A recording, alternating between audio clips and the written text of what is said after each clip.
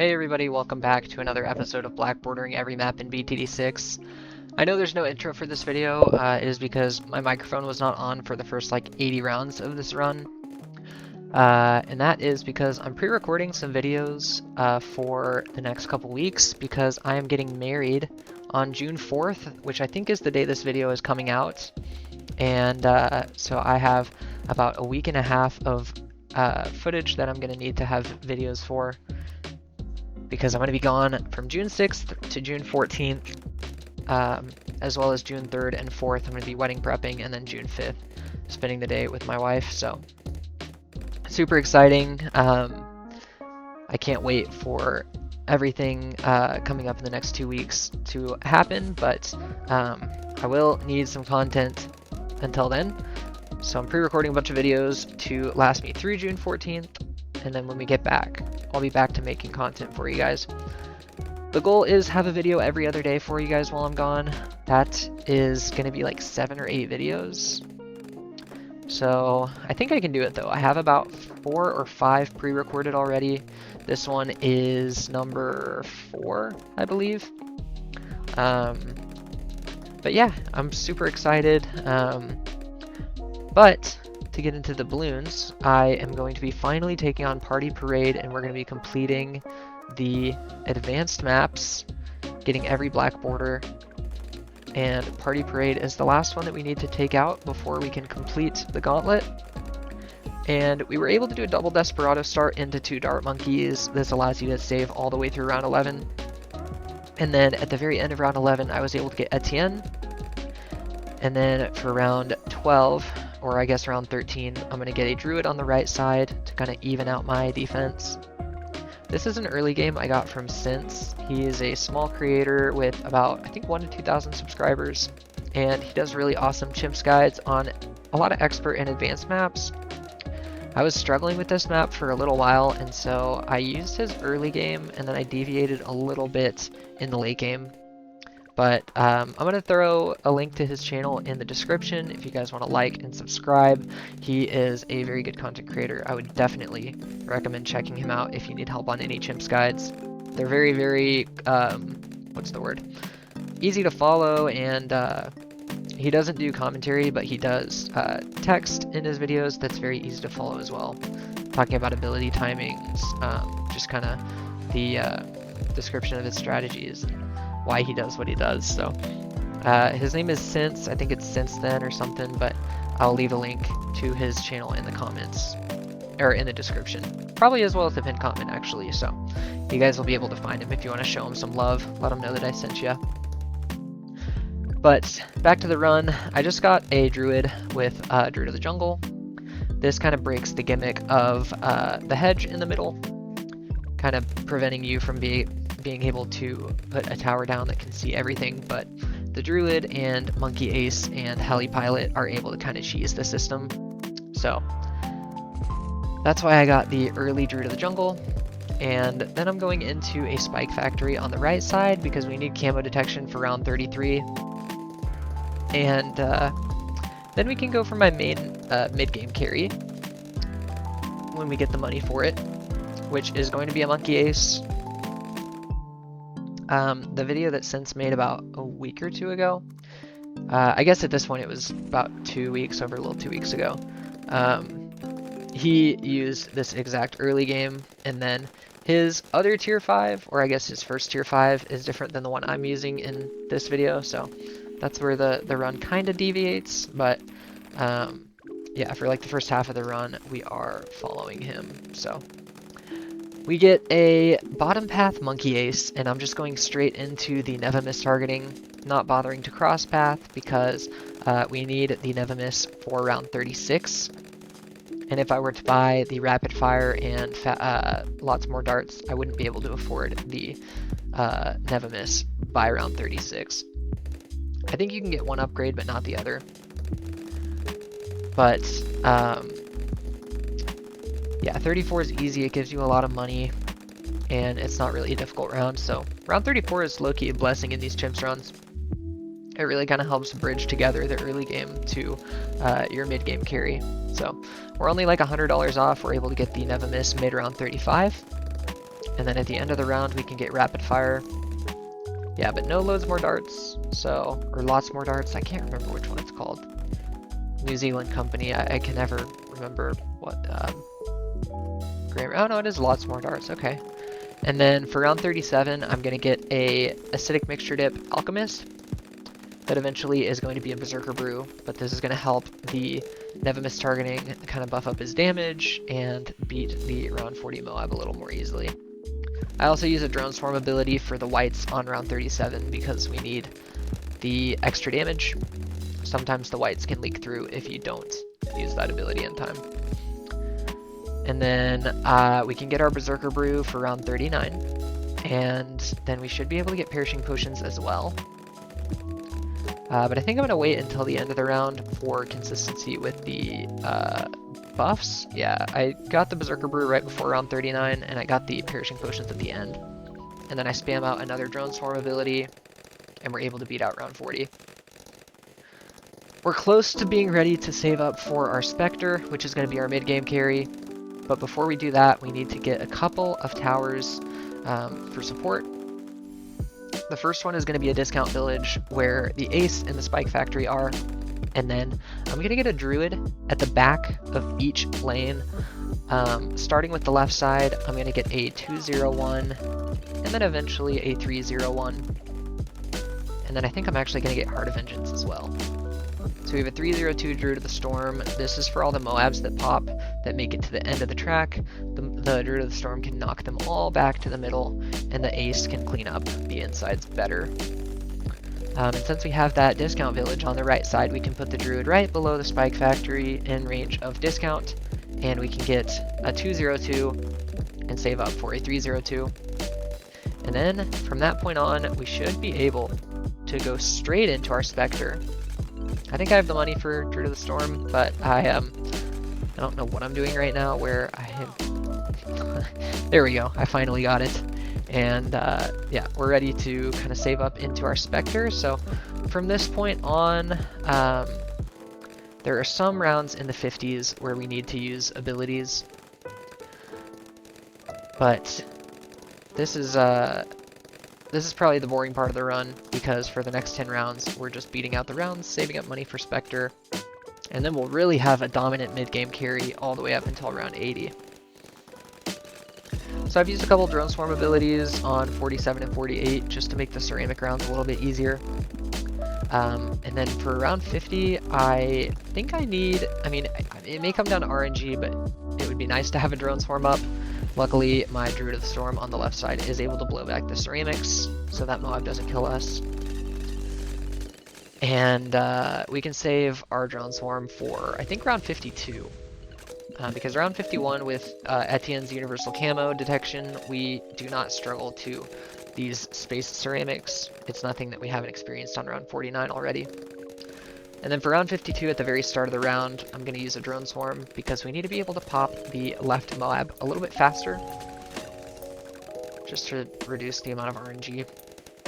And then we're only about $10,000 away from our Spectre. We should be able to get it on round 58.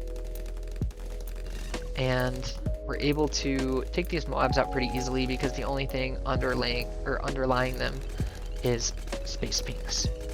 So it's basically just spaced Moabs. And then for round 54, we have our UCAV.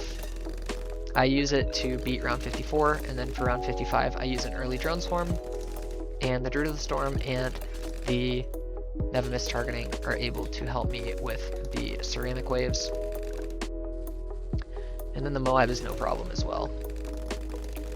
56 is another easy round that you should never lose to. And then for 57, we have our abilities back. So I'm going to use a UCAV off cooldown, and then we're only about $2,000 away from the Spectre. All we need to do is use the Drone Swarm ability for the beginning of round 58, and then get ready to buy that Spectre. So let's see, the second Moab comes out, the money is almost there, and we've got the Spectre. Now I can get Jungle Drums and Berserker Brew on my Alchemist, get a couple buffs for the Spectre, and then we can save up until around 80. And I think around round 80 I start doing live commentary, so I'm going to speed up the video and I'll see you guys there.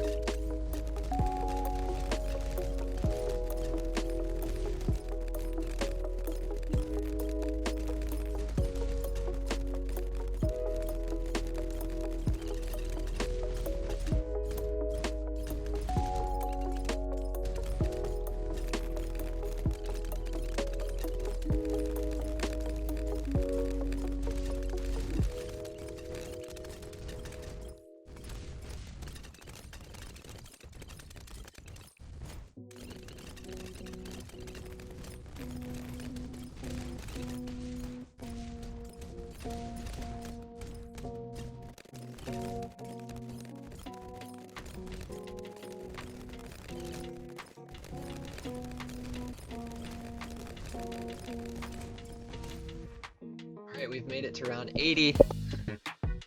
And I think what I'm going to do for my tier 5 is I'm going to go for a Sky Shredder. I'm about 12k away from it, but hopefully we can get there. And if not, I have a backup plan. I'll use a Drone Swarm for round 80, and then for round 81 we should be able to take out these BFBs.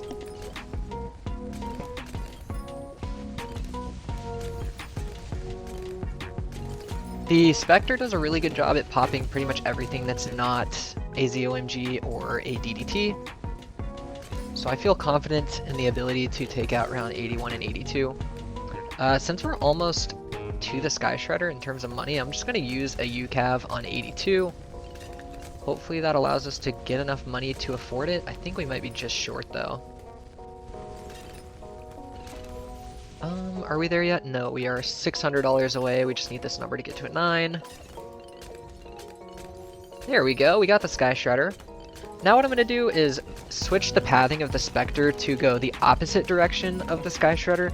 That way basically there's always an ace on each side, or most of the time there's a monkey ace on each side, so if anything tries to escape, there's an ace there to take it out. The next thing I'm going to be doing though is getting a Glue Strike. I'll get a 240, and this is going to be for some good debuffing and de-leading for the DDT rounds. And I would like to get this up to a Glue Storm. I don't know how possible that's going to be, but we will see. The rounds are continuing to be easy, and Etienne is at level 18, which means we'll get level 20 soon. And then we can have a permanent UCAV and a buffed UCAV ability. And I'll use another Glue Strike for round 88 to debuff these ZOMGs. And then we should be able to beat round 89. Let's see. Etienne's almost level 19. I'm going to use a UCAV for round 89. And then for round 90, I'm just going to use a Glue Strike to de-lead the DDTs. So here we go. I'm going to play the round out slow. I'm going to use a Drone Swarm as well. And then let's watch the DDTs come out. We need 3 on the screen. 1, 2, 3. I'm going to use my Glue Strike. And there we go. Now we only need $2,000 for the Glue Storm. That is very doable. And the Druid of the Storm is doing a good job at blowing back these ceramics, which allows us to get the Glue Storm. And then I would love to get a Ninja to a Sabo. Maybe right here. I think that the Alchemist is probably going to be buffing these two guys up before the Ninja. Also, I kind of want to get another Alchemist over here. And I want to get a 320 just so that there's always a buff on the Sky Shredder, because it benefits greatly from the Alchemist. So there we go, just a 320. And then I'll use a Glue Storm for 92. And then I would have loved to get a Bloon Sabo for 93, but I'm just going to have to use a Perma UCAV. I'll use it a little bit early, and I'll use a Drone Swarm because I forgot to save my Glue Storm for round 93. But that's okay, because we are able to take out the DDTs anyway. And then on 94, my goal is just have money for Sabo. I'm going to use an early Glue Storm, and then we can Sabo. And with the Spectre and the Shredder, we should be in business. And there we go. We'll have all of our abilities back for round 95. I am going to for sure be using a Sabo and a Glue Storm. I'll probably save my UCAV for 96 though. So I'm going to slow down and use a Sabo, use a Glue Storm, and that should allow me to take out the remains of round 95. Let's see, the Sabo wore off, but that's okay, because the Glue Storm was still active, and now we have $10,000. I think I'm going to go for a Spike Storm. I already have the Spike Factory down, so I can just focus on getting that upgraded. I'm going to use an early UCAV on 96 and a Drone Swarm. And then we can get our Spike Storm, 240, and now we should be in business. I'm gonna use Glue Storm for round 96 because it should boil over into 97. So let's use a Drone Swarm for the left side. And we are... No way. No! Oh my gosh. No way, man. Oh, dude. Alright. I had to use a Sabo and then a Glue Storm. I don't even know if that's going to be enough, to be honest. Oh, no! Oh, that's really frustrating. Okay. I'm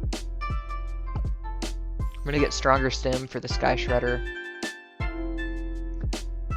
And then, I'm gonna get an Icicles for the left side. I'm gonna use an early Perma UCAV. Use my Sabo off cooldown. Use my Glue Storm off cooldown. And then we have a Spike Storm for round 99. We might need a second Spike Storm. I can put a Spike Factory in range.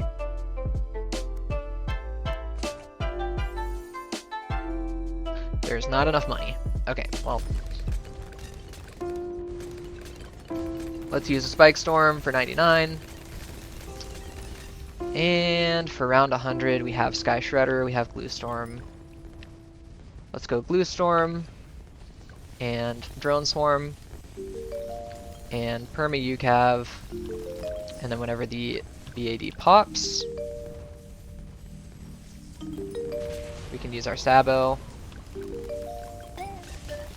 and... Ooh, we barely die. Okay, that's okay. Because we can get a 1-3-0 Moab Shredder. And then we can use an earlier... What's it called? Use an earlier Drone Swarm. There we go. And there it is. Man, okay, we're gonna have to do that once more. But we beat it. We have the gold border.